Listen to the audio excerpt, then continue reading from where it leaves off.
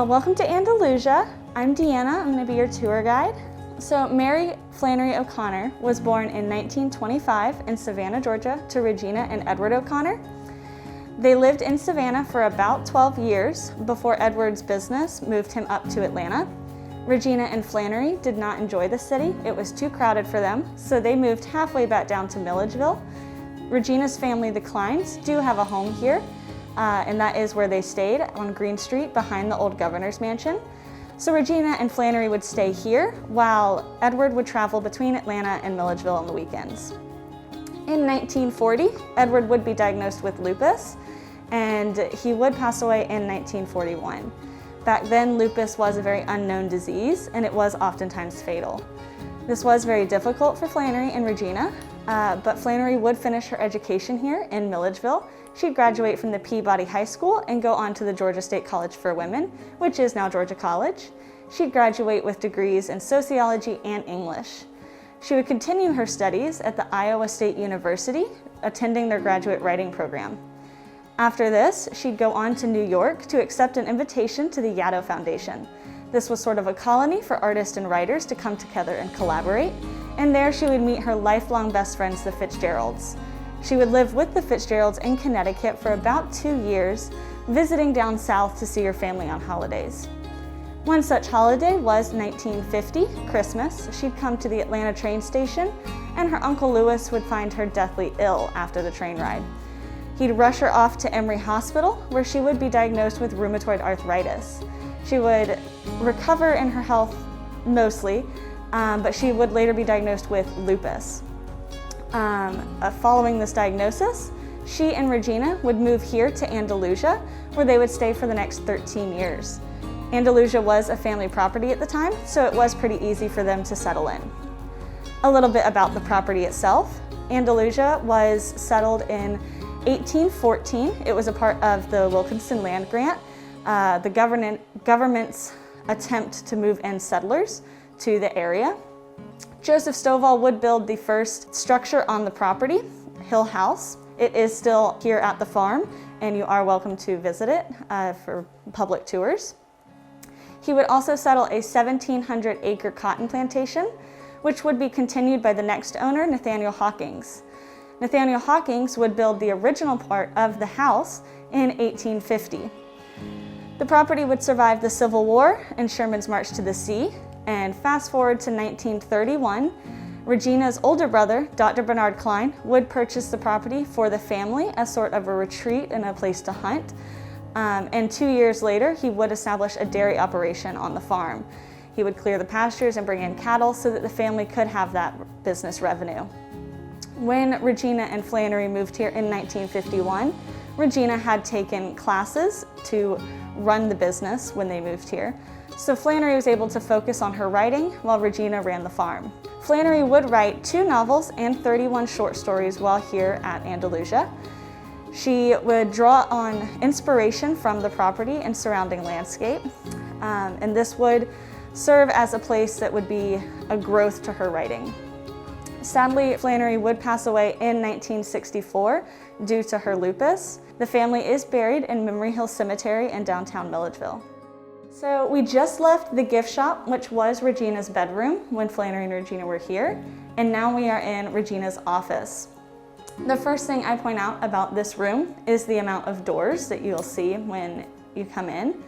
We have Regina's bedroom over here to the right. We have the bathroom that Regina and Flannery would have used. This would have been the mud room or the back door to the house. We have the access to the kitchen, and then we have the front door right in front of Regina's desk. By placing herself here, Regina centered herself in the center of the house. She was very aware of what was going on and who was here. This was a big reflection of her personality. She was a very practical woman. She ran the farm by herself, which was difficult for a female at the time, but she did it in the way that only Regina could. Her personality, of course, would kind of clash with Flannery's, but Regina and Flannery would live together for 13 years, and as such, they would have a very strong mother-daughter bond. Regina would take care of Flannery every single day, and she was very protective of her daughter, especially after Edward's death. So we just left Regina's office and we are now in the kitchen. 90% of the house is original, including the furniture, but we have worked very hard to keep this room just about 100% original, from the Saran and Reynolds wrap that you see in our cabinets to the spices and dishes that we also have. The kitchen is where Regina and Flannery would have had their daily meals. Breakfast, lunch, dinner, not much fanfare. Flannery would have left all the cooking up to Regina and Mrs. Hill. The Hills did live on the property, and Mrs. Louise Hill did work around the house with Regina. So the fridge that you see in this room is probably one of the newer appliances that we have. It is a 1950s fridge that Flannery bought for Regina. She bought this fridge with the funds that she made off of selling the movie rights to the short story, The Life You Save May Be Your Own. This story, if you've read Flannery's works, is a strong reflection of her Southern Gothic writing, as it has a slightly unhappy ending. The CBS short film special had a happy ending. So it did bring Flannery a lot of local fame and kind of got her name out there a little bit more, but Flannery did not enjoy the film, as it was not her story. She did get a fridge out of the deal, and she does say in one of her letters that it is the kind of thing that spits out ice cubes at you, the tray shoots out, hits you in the stomach, and you hit a pedal on the floor and the whole thing moves from the wall and knocks you over. So she thought it was a very bizarre thing, but I do like to say that that's how she brought things to life, even fridges, with her writing. This portion of the house is probably the newest portion of the house. It was built in 1958 for Uncle Lewis, Regina's other brother. He was a co-owner of the property, and as such, he wanted a place to come and stay when he visited the farm. So he had this extension built. We have his bedroom off to the side. Usually it is our temporary exhibit, but we do not have one at the time, so it is closed. But this main room was turned into sort of a sitting room for Flannery, as her bedroom took up the official parlor. So she would use this room to do Bible studies and book readings with people that she knew. We do have a photograph of Flannery in this room, standing next to these beautiful bookcases. These bookcases are probably my favorite part of the entire house. These are 1870 Eastlake bookcases. Eastlake was a Victorian furnishing company that is widely popular across Middle Georgia. These were property of Cousin Katie, a relative in Savannah that loved to dote on Flannery. So when she passed away, Flannery booked it down to her estate sale to pick up these bookcases.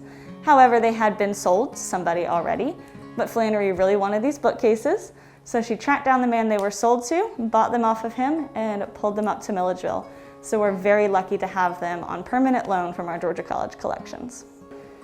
This room is the formal dining room. It was the informal parlor at one point before the extension was added to the house.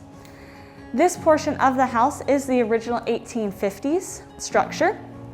You'll notice that the ceilings get a lot higher and the floors get darker and older. This is how the farmhouses were built back in the 1800s.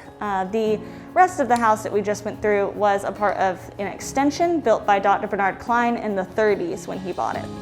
We have worked very hard to keep this room as original as possible. We do have a photo on the piano of the room way back when, just to show exactly how careful we have been on placing all of our items out for you to see. This buffet was not a Klein piece of furniture, meaning that it was here when Dr. Bernard Klein bought the property, so we do not know its origins. We do know that it is also an Eastlake piece, similarly to the bookshelves in Uncle Lewis's edition. The most we know about this piece is that one of the cousins says it is the oldest and ugliest piece of furniture she's ever seen, but I have had visitors that have visited other museums in Middle Georgia comment that they have seen similar carvings of animals on furniture that would be in dining rooms. So we can only assume that it had been some sort of fad to have such carvings in the home. This is the official entryway of the house. You'll notice that as you walk through the front door, you see Regina O'Connor. As well as caretaker of Flannery O'Connor, she was also gatekeeper. Regina was very particular of who came in the house and got to see her daughter. Only close relatives and friends got to come in and sit with Flannery. Many people were held out on the porch outside for book readings.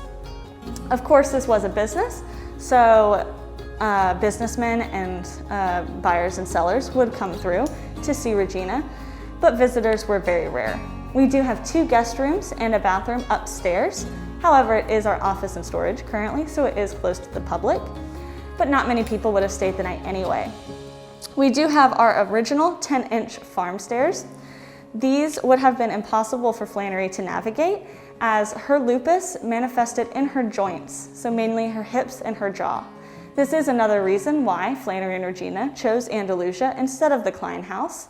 Here, they were able to convert the parlor into Flannery's bedroom, so she didn't have to navigate the stairs, whereas at the Klein house, her bedroom would have been upstairs. So this is also where we have our temporary exhibit. We have Growing Up Mary Flannery. It's a collection of photos of Flannery before she moved here to Andalusia. So we have from childhood in Savannah to her times in college in Milledgeville. These were all images donated by Louise Florencourt in 2019. This is the original front porch of the house. We do leave our screen door open during our visiting hours, as the porch is original, but the rocking chairs are not. We welcome our visitors to sit, read a book, and enjoy our view. The view that we have today is not the view that Flannery and Regina would have had, as beautiful as it is. Many of the trees out here are only about 30 years old, and all of this would have been pastures. Some sources even say you could have seen the house from the highway. I do like to draw people's attention down to the pond. This is a man-made pond, so it was commissioned by Regina. She wanted a place for her cows to cool down in the Georgia heat, but she didn't want it to be too deep, so she commissioned a shallow pond originally. However, the city or county regulations said that it was too shallow. It would have been considered standing water, and it would have been a breeding ground for mosquitoes. So she did deepen it, but she was worried about her cows getting hurt. Cows can swim, so there is no record of cow drownings on the property. However, the dairy operation would switch to a beef operation in its last few years. So the farm would change its tune a little bit, but no cows would drown. The last room that we go through is Flannery's bedroom. Her bedroom was once the parlor, the front parlor of the house, but for access reasons, she did convert it as it is.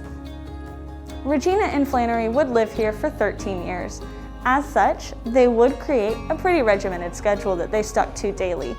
They would get up early and go to morning mass at the Sacred Heart Church downtown. You can still visit the church to see where they would have worshiped. After the service, they would come back here. Flannery would sit down at her desk and she would write for 3 hours a day. This was a self-discipline that she learned at the Yaddo Foundation, and she kept it up during her time here. Her room is situated very deliberately. She turns her desk away from the windows to avoid distraction. She pushes her wardrobe up against it for a similar reason. But at the same time, Regina's bedroom was connected to this room. And so this wardrobe gave Flannery a chance to hear Regina before she had to see her mother and was able to get her last few thoughts down before being interrupted. Again, Flannery would live here for 13 years with her lupus. Lupus is a sort of disease that comes in the form of flare-ups, so some days she would be better than other days. As such, she had to be prepared for said bad days and kept her furniture pretty close together just in case. The best the doctors could do at the time was treat each ailment as it came. So that meant bare aspirin, cortisone, and steroid shots, as well as bed rest. She would remain social. She would love to see her friends in the tea room downtown for lunch. She even went to Europe at one point with her mother. And so she really didn't let lupus kind of keep her housebound. However, she would visit the doctors in 1964, and they would find a tumor on her kidney. This tumor would be benign, meaning that they could leave it or she could take it out. However, it did cause pretty heavy anemia, which left her sick and tired all the time. She said, "This isn't gonna work. I need you to take it out. I need to focus on my writing." They went ahead with the surgery. However, it would come with complications. Her lupus would flare up as a result pretty violently. She would slip into a coma and pass away from kidney failure in the next few months. Again, this was very hard for Regina, who had already lost her husband to the same disease. So she would not stay at Andalusia any longer. She would go back downtown to the Klein house. She would leave the farm up to the farm hands that worked here, keeping the business running for a short amount of time in its end. As well as the farm, Regina would leave behind Flannery's legacy of birds. Flannery loved her birds. It started when she was 6 years old and still living in Savannah, when she taught a chicken to walk backwards. From there, it's history. She collected ducks, geese, swans, pheasants, more chickens, and eventually peafowl. These peafowl were her most numerous birds. She attempted to do a census at one point, and she stopped at 40. She said there's no point in counting any further. So you can only imagine how many other birds there were on the property.